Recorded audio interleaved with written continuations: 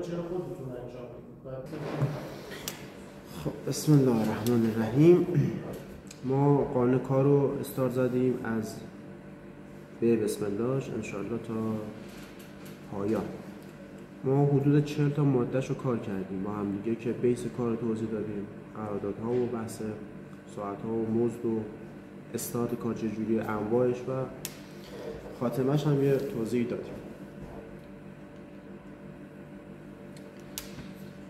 توی این موضوع این سری که میخوایم صحبت بکنیم بیشتر بحثمون میره دو قسمت میشه. یکیش بیشتر بحثش مدت زمانیه که کارگران باید کار میکنن، یه بخشش هم راجع بحث همون ادامه مزدمون که اون سری صحبت کردیم.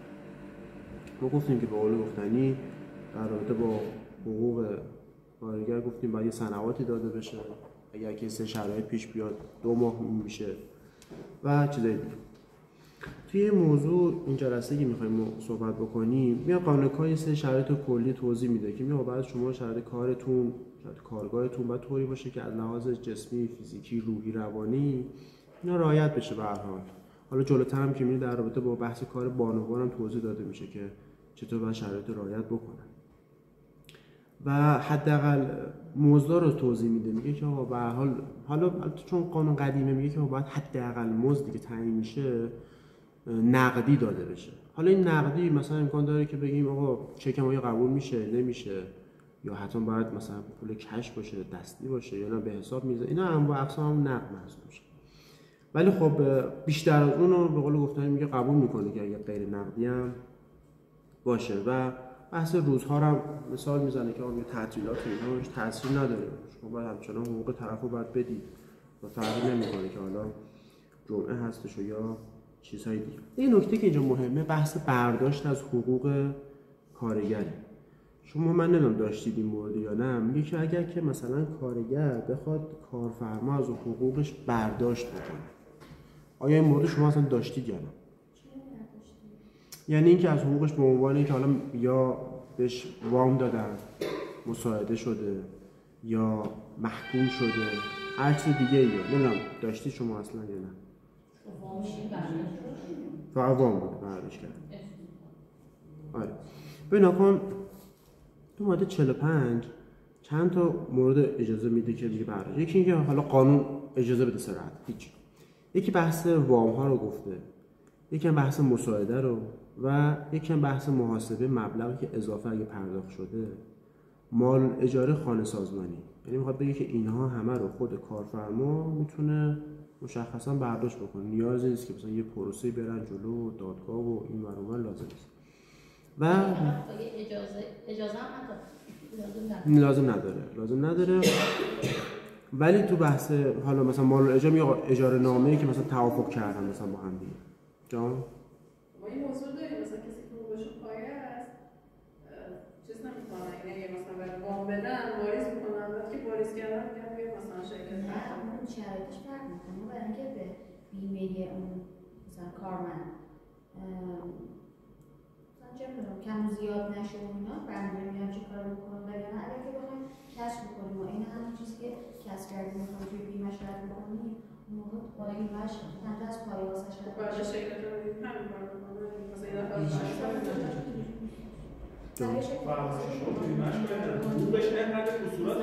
آره حقوق داریم صحبت میکنیم. من نمیدونم دوستان چی میگه چون ورود نکردم.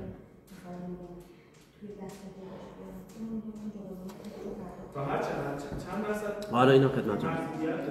آره ببین کن بده تمام بشه صحبت تمام باشه. اوکی شد. حالا عرض کردم ببین کن قانون میاد میگه که تو بحث قانون اجرا احکام ما داریم بحث حالا خارج بحث اداره کار.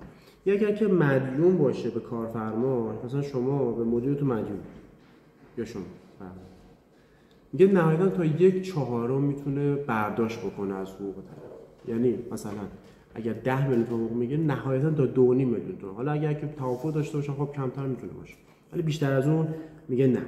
یکی این مطلب دوم میگه که آقا به قول گفتنی تو بحث اگه اجاره مثلا خونه سازمانی توافق باید داشته باشه، تو بحث وام باید یه سری اقساط باید مشخص شد. یعنی میخواد بگه که قبل از اینکه پول برداشت بشه یه دفعه مثلا کارگر متوجه نشه بری کل حقوقش رو برداشت دیگه، تو طرف کلی از پولش کم شد.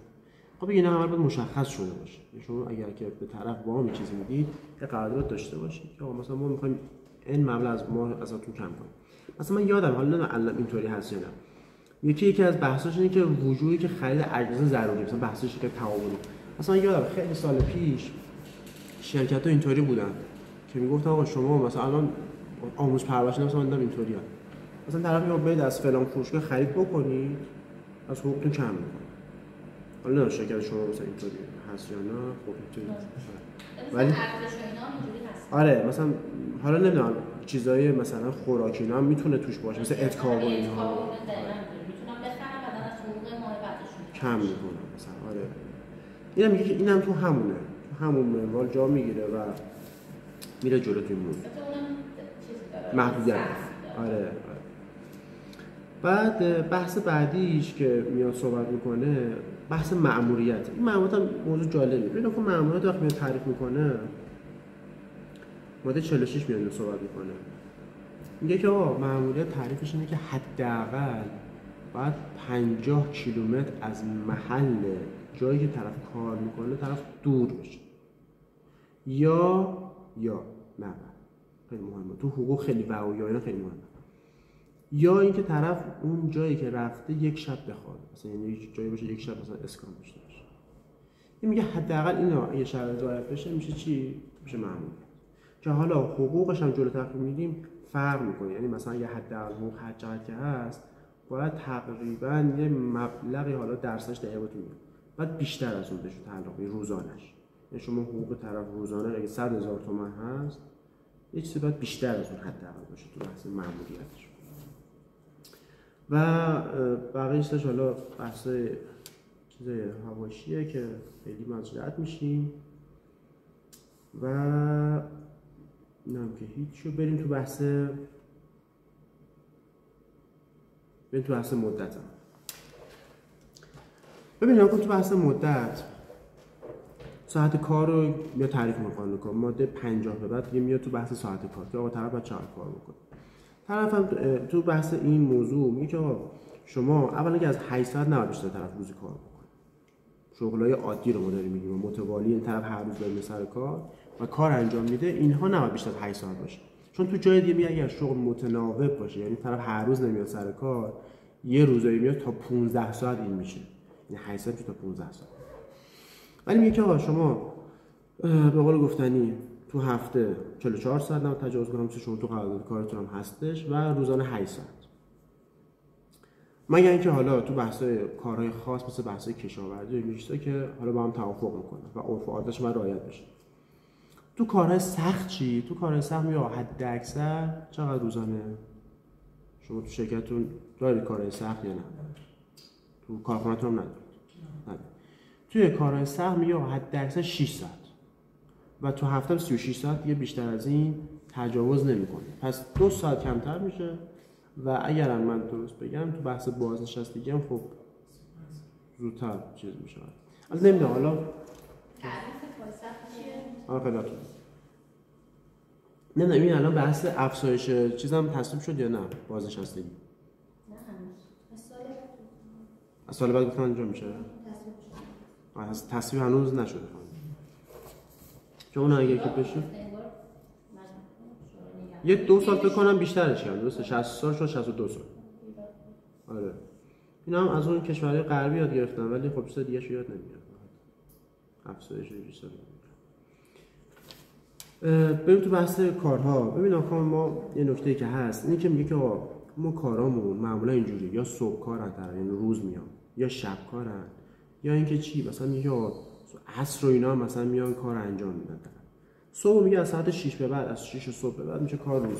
این طرف دیگه از ساعت 6 که میاد کارو شروع میکنه دیگه به قول گفتنی چیکار میکنه؟ این کارش روز کاره، یعنی مشکل نداره و همه چی شرایط عادیه. اما به قول گفتنی تا ساعت 10 شب که دیگه شب کار، یعنی در اصل ما باید حساب بکنیم از 10 شب به بعد که دیگه شب کار شروع میشه. یعنی مثلا شما نگهبانایی که می‌بینید مثلا برای حراست چیز میذارن دیگه از 10 شب تا 6 صبح در اصل میشه شب کاری که حقوقشون هم بیشتر میشه. هیچ سقوط تقریبا 30% اینطور بیشتر میشه. دقیقاً خدمتتون میگم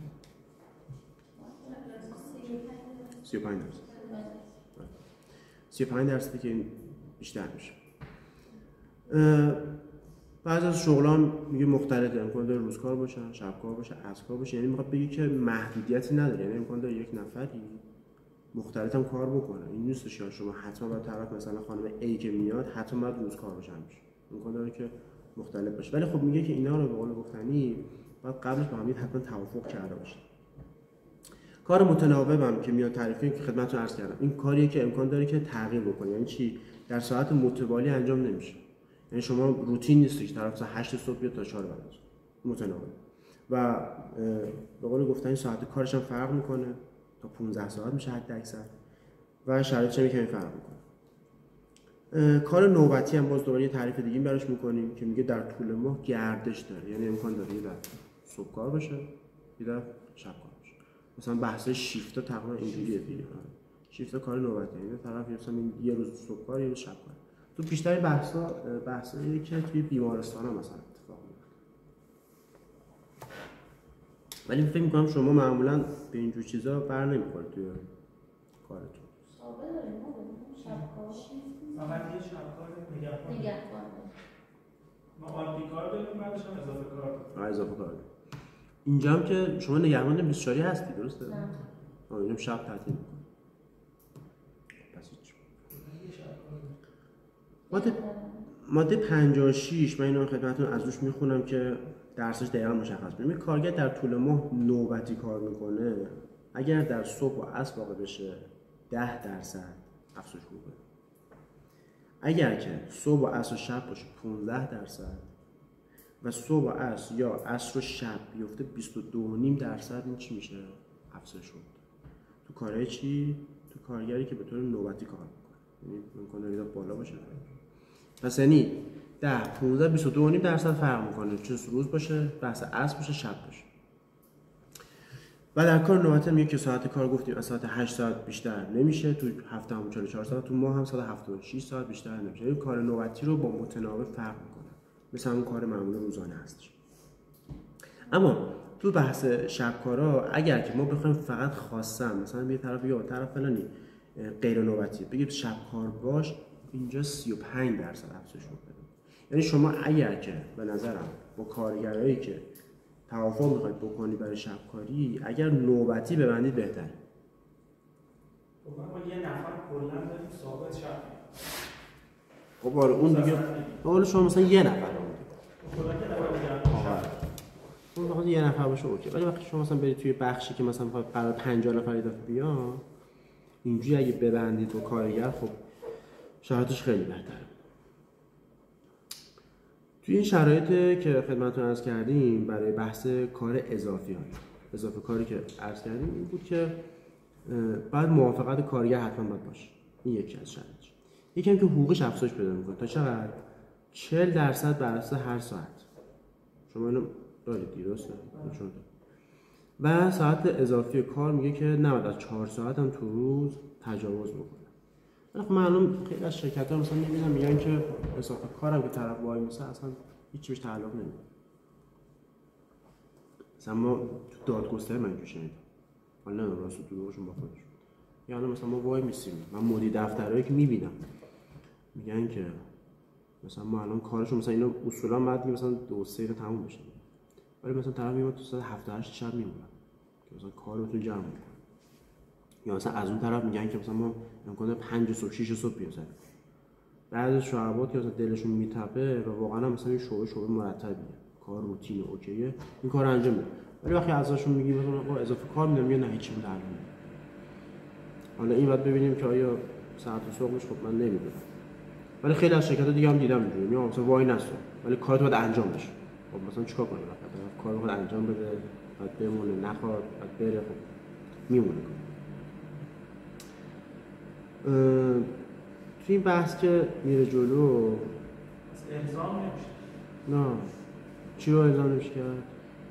حتی اگه ما موقع استخدام شرط اضافه کار داشته باشیم چون یه باید بده دیگه اگر که نه پرداختش موضوعی نداره. مثلا میگم ما میخوایم نیرو استخدام کنیم، شما الان فرض کنید که الزام نیست، یعنی شرط رضایت کارگر هم شرط. اول شرط موافقت کارگره. خب ما بعد از استخدام این توافق بکنیم بعدش میتونیم به خاطر اینکه اضافه کار با هم نیست اخراجش کنیم. یکی از تخلفاتش میتونه باشه. اگه تو قراردادمون اگر شما مثلا میخواید یه شخصی باشه حتما اضافه کار میدونید که باید وایسته، چون امکان داره شما همتون اینجوری نباشه روتین.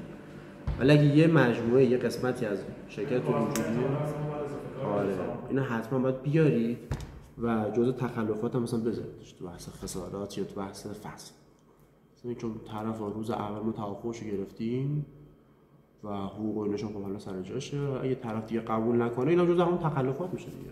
یعنی شما باش حالا کتباً بهش میگم مثلا رعایت کن شرایطو، طرف یا میان یه زودتر میاد دیرتر میاد، همین جزء قبلا بود یه صحبت کرد. اینا جزءش میتونه باشه. مثلا اگه بندی بیاری موضوع دیگه نه دیگه میتونید شما اوکی شما قراردادهای ساغر متفاوت از قراردادهای یکی ببینیم تو بحث کارگری خب باید یه سری شرایط خاص اونجا در نظر بگیرید دیگه. الان که شما زحمت کشیدین برای کارمندایی که آره این روتینتونه. روتینه. ولی اونیکان مثلا اونجا شما شرایط کار سخت داشته باشید. سخت نه مثلا کار سخت نداره، ولی حالا من چیزایی که تو شهر دیدم موضوعاتی که پیش میاد که مثلا کارگر میاد یه ماه دو ماه خیلی خوب کار میکنه، وقتی قراردادش طولانی مدت میشه مثلا با 6 ماهی بعد از 1 ساله شروع میکنه اذیت کردن، تحریک کردن بقیه که کارفرما اخراجش کنه، اخراج بشود، بره شکایت بکنه تا پایان قرارداد حقوقش رو بگیره. یعنی اصلا 2 ماه کار میکنه 6 ماه. خب نه شما اگر که توی شرایط فسختون همه اینا رو ریز بذارید و بهش هم مثلا یک گوشزد بکنید کتبی، نه نمیتونید این کار، چون فسخ یه طرفه. تو بحث اگه یادتون باشه ما صحبت کردیم تو بحث آزمایشی بود که گفتیم اگه کارفرما بزنه به هم باید کل حقوق بده، حالا 2 ماه 3 ماه هر چقدر. ولی تو بقیه موارد نه، اگه فسخ بکنید به صورت قانونی دیگه لازم نیست. ولی گفتیم اگه به صورت عادی همینجوری طرفو اخراج بکنن بله بعد حقوقشو بدن تا آخر، بیمه‌شو بدن، سلامت شما رو بدن. ولی خب شما اینا تو قراردادتون بذارید فسخو، ما تو اینو آوردیم. از همین میتونید استفاده بکنید و اونجا هم به قول گفتنی مکتوب چندی باش بهش بگید دیگه. ولی من با توجه به اینکه حالا معمولا میره درکارا معمولا توی حقوق مالی و اینا و یا معمولا یه طرف به سمت کارگر صادر میشه. اثبات این مثلا معمولا اداره کارها به سمت اینن که کارگر برگرده. خب یه کاری میکنید بکنید. شما از کارفرما میخواد که اوکی یه تعهد بگیر برش کردن سر کار. شما میتونید قراردادتون اصلا کوتاه مدت ببندید. همون 3 ماه.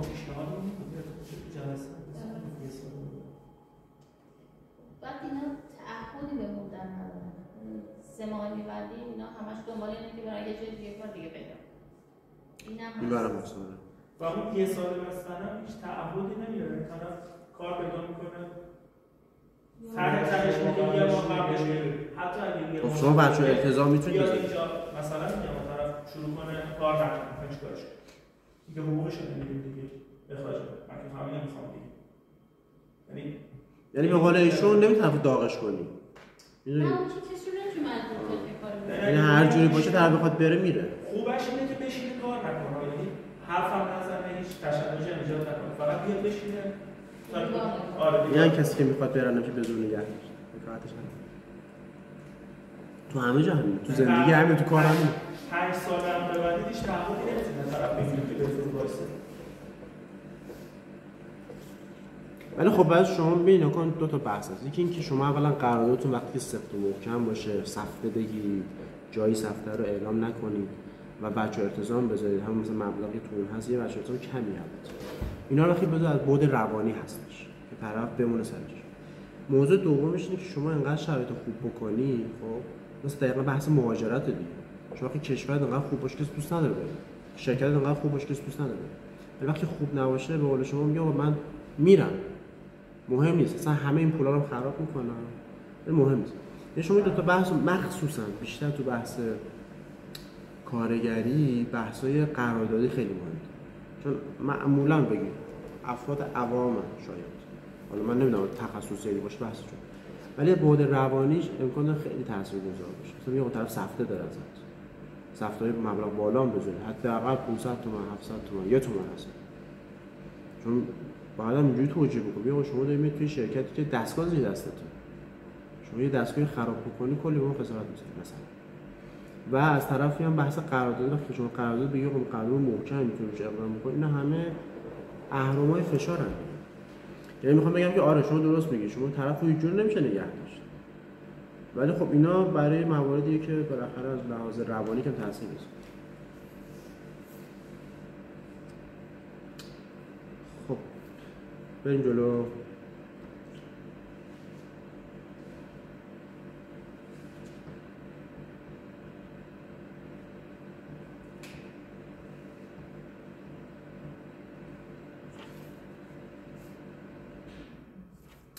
خب ببین این ماده‌ای که آخرین ماده‌ای که امروز کار کنی بحث ارجاع کار اضافی که میگه که با تشخیص کارفرما به شرط پرداخت اضافه کاری که صحبتش کردیم و حد اکثر اضافه کاری گفتیم که چقدر 8 ساعت در روزه، مگر اینکه حالا بازم دوباره توافق بشه. و معمولا هم میگن که ببین اون 4 ساعت که گفتم من ساعت کار ارجاع به کارگر نباید از 4 ساعت بیشتر باشه، ولی شما وقتی شرایطی باشه که طرف توافق بکنه قبول بکنه اوکی باشه تا 8 ساعت، نهایتا 8 ساعت باشه. و یکی آقا این سری شرایط هم شاید شما در نظر باید داشته باشید، شاید جلوگیری از حوادث قابل پیش بینی، ترمیم خسارت که نتیجه حوادث مذکوره، اعاده فعالیت کارگاه، یعنی میخواد بگه که معمولا اضافه کاری ساعت خاصی در نظر گرفته میشه که مثلا شما 10 رو مثلا اضافه کاری کن به خاطر این شرط، اگه به صورت عادی میگه لازم نیست. و وقتی این شرط از بین میشه ظرف 48 ساعت چیکار میکنه؟ موضوع رو به اداره کار اطلاع میدن که تا ضرورت کار اضافی مدتش هم تعیین بشه. بیشتر برای جاهایی که شاید یه سری شرایط امرجنسی پیش بیاد، معمولا برای شما اتفاق نمیفته. و اگر میگه که عدم تایید ضرورت کار بشه، کارفرما مکلف پرداخت غرامت و خسارت. یعنی شما چرا مثلا اینقدر اضافه کاری کشیدی از طرف اون که هیچ اصلا لازم نبوده، هیچ نیاز نبوده، ولی شما چیکار کردی؟ شما به طرف اینجوری خیلی بهش فشار آوردید. و خیلی نکته جالبی ماده آخر میگه که ارجاع کار اضافی اونایی که شبانه کار خطرناک انجام میدن کلا ممنوعه و اصلا شما نباید همچین کاری رو اضافه کاری تو قسمت، مثلا شما تو کارهای مثل معدن مثلا اضافه کاریش هم اشتباهه، چون میگه این خودش انقدر کار سختیه و خطرناکه همون اندازه‌ش هم کفایت میکنه، ولی شما تو کار عادی اوکی شما سوالی اگه دارید در خدمتتون.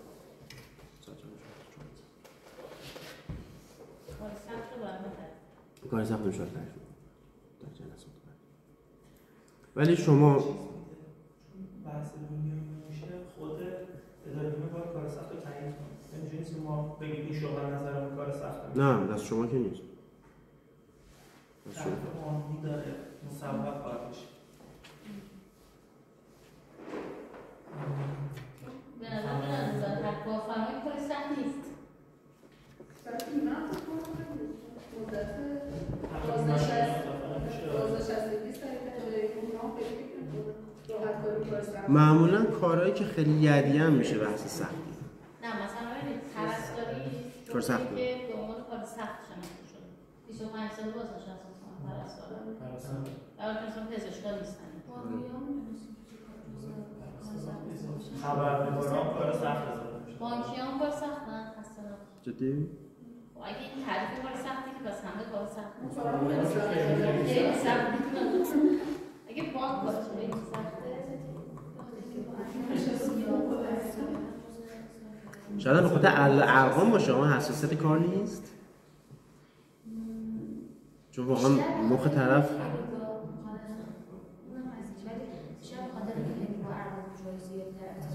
آخه اگه اینجوری باشه خیلی از کار ارواجی هست، مثلا همین شغل مثل دادگستری الان همشون با ارواجی داره. کرونا